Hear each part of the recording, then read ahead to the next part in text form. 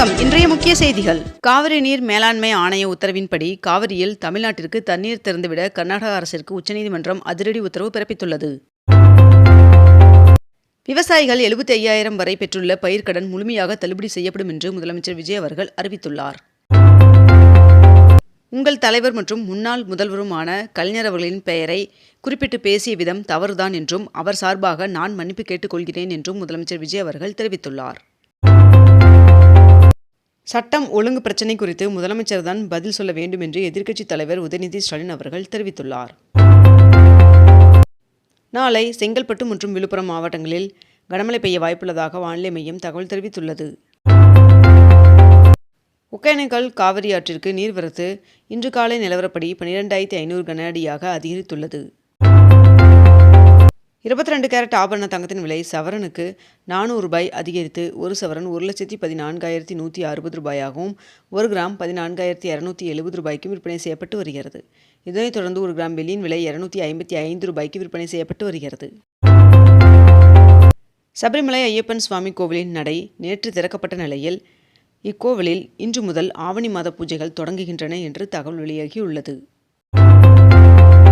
தமிழகத்தில் பொறியியல் படிப்பிற்கான 3ஆம் கட்ட கலந்தாய்வு இன்று தொடங்குகிறது.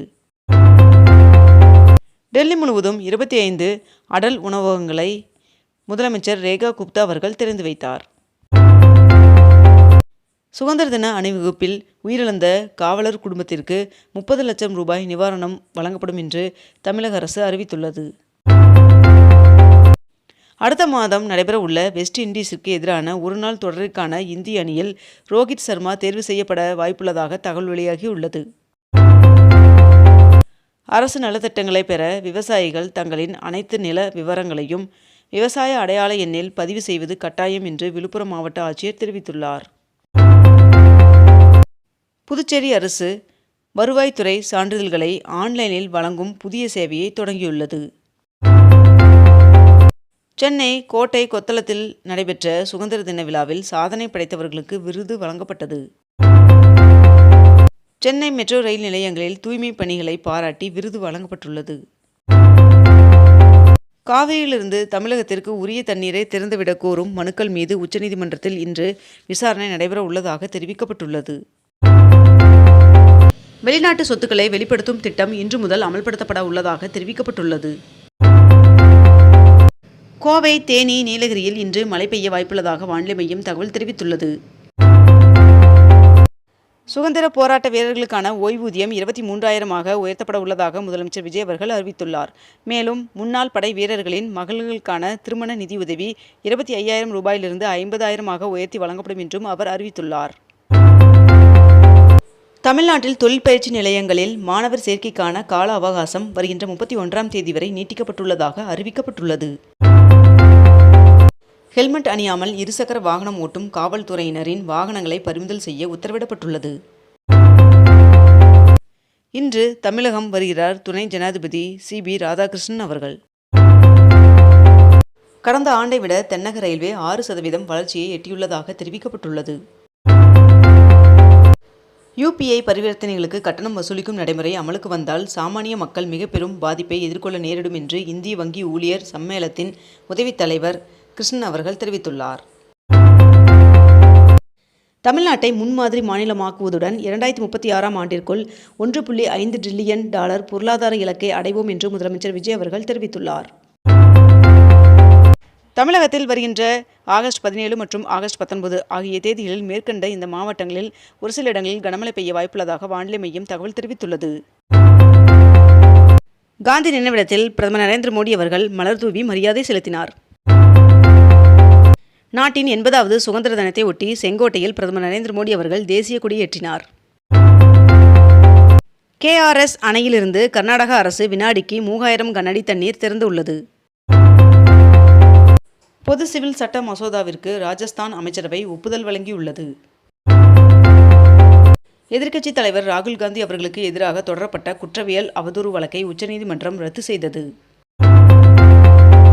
வெளிநாடுகளில் இந்தியர்கள் மீதான தாக்குதல் சம்பவங்கள் கடந்த 5 ஆண்டுகளில் 15லிருந்து 104 அதிகரித்துள்ளதாக தெரிவிக்கப்பட்டுள்ளது. மயிலாடுதுறை மாவட்டத்தில் உள்ள கைம்பெண்கள், கணவனால் கைவிடப்பட்டோர் மற்றும் ஆதரவற்ற மகளிர் அரசு நலத்திட்டங்களை பெற தமிழ்நாடு கைம்பெண்கள் மற்றும் ஆதரவற்றோர் மகளிர் வாரியத்தில் பதிவு செய்து கொள்ளலாம் என்று தெரிவிக்கப்பட்டுள்ளது. திமுகவில் உள்கட்சி சீரமைப்பிற்காக ஆகஸ்ட் 22ஆம் தேதி செயற்குழு கூட்டம் நடைபெற உள்ளதாக தெரிவிக்கப்பட்டுள்ளது. சோளிங்கர் லட்சுமி நரசிம்ம சுவாமி கோவிலில் பராமரிப்பு பணிக்காக ஆகஸ்ட் 19ஆம் தேதி முதல் செப்டம்பர் 9ஆம் தேதி வரை 22 நாட்களுக்கு ரோப்கார் சேவை நிறுத்தப்படுவதாக தெரிவிக்கப்பட்டுள்ளது.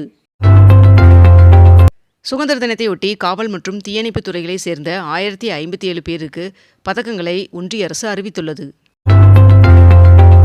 நேற்று சென்னையில் நடைபெற்ற முதலீட்டாளர்கள் மாநாட்டில் 67,000 கோடி ரூபாய் மதிப்பிலான 97 புரிந்துணர்வு ஒப்பந்தங்கள் கையெழுத்தானது. நாடாளுமன்ற மழைக்கால கூட்டத்தொடர் நிறைவு பெற்ற நிலையில் மக்களவை தேதி குறிப்பிடாமல் ஒத்திவைக்கப்பட்டது. சென்னையில் சொத்து வரி மாற்றியமைப்பு நிறுத்தி வைக்கப்படுவதாக மாநகராட்சி ஆணையர் சமீரன் அவர்கள் அறிவித்துள்ளார். சென்னை பக்கிங்ஹாம் கால்வாயில் வாட்டர் மெட்ரோ திட்டத்தை செயல்படுத்த சாத்தியக்கூறு அறிக்கை தயாரிக்க டெண்டர் கோரியது சென்னை மெட்ரோ. கேரளா குருவாயூர் கோவிலில் வருகின்ற 23ஆம் தேதி திருமணம் செய்வதற்கு 377 ஜோடிகள் முன்பதிவு செய்துள்ளனர். இலங்கை கடற்படையால் கைது செய்யப்பட்ட ராமேஸ்வரம் மீனவர்கள் 9 பேரை விடுவிக்க நடவடிக்கை தேவை என்று ஒன்றிய வெளியுறவுத்துறை அமைச்சர் ஜெய்சங்கர் அவர்களுக்கு முதலமைச்சர் விஜய் அவர்கள் கடிதம் எழுதியுள்ளார். சிப்ஸ் பாக்கெட்டில் எச்சரிக்கை வாசகம் பொறிக்கும் விவகாரத்தில் FSSAIக்கு உச்சநீதிமன்றம் கண்டனம் தெரிவித்துள்ளது. இந்திய விமானிகளுக்கு கட்டாய போதைப்பொருள் பரிசோதனை தொடங்கப்பட்டுள்ளது. தொகுதி மறுவரையறை தொடர்பாக பிரதமர் நரேந்திர மோடி அவர்களுக்கு முதலமைச்சர் விஜய் அவர்கள் கடிதம் எழுதியுள்ளார். கபினி அணைக்கு வினாடிக்கு 8448 கன அடி நீர்வரத்து உள்ள நிலையில் அணையிலிருந்து வினாடிக்கு 10,000 கன அடி நீர் திறக்கப்படுகிறது. 115 கலைஞர்களுக்கு சங்கீத நாடக அகாடமி விருதுகளை குடியரசுத் தலைவர் திரௌபதி முர்மு அவர்கள் வழங்கினார். மழைக்கால கூட்டத்தொடரில் அறிமுகப்படுத்தப்பட்ட 12 மசோதாக்களில் பொதுத் தேர்வு முறைகேடு தடுப்பு மசோதா, வந்தே மாதரம் மசோதா உட்பட 11 மசோதாக்கள் மக்களவை மற்றும் மாநிலங்களவை என 2 அவைகளிலும் நிறைவேற்றப்பட்டது. சீனாவில் சோதனை செய்யப்பட்டு வரும் புல்லட் ரயிலானது வெறும் 5.3 வினாடியில் மணிக்கு 800 கிலோமீட்டர் வேகத்தை எட்டி புதிய சாதனை படைத்துள்ளதாக தகவல் வெளியாகியுள்ளது.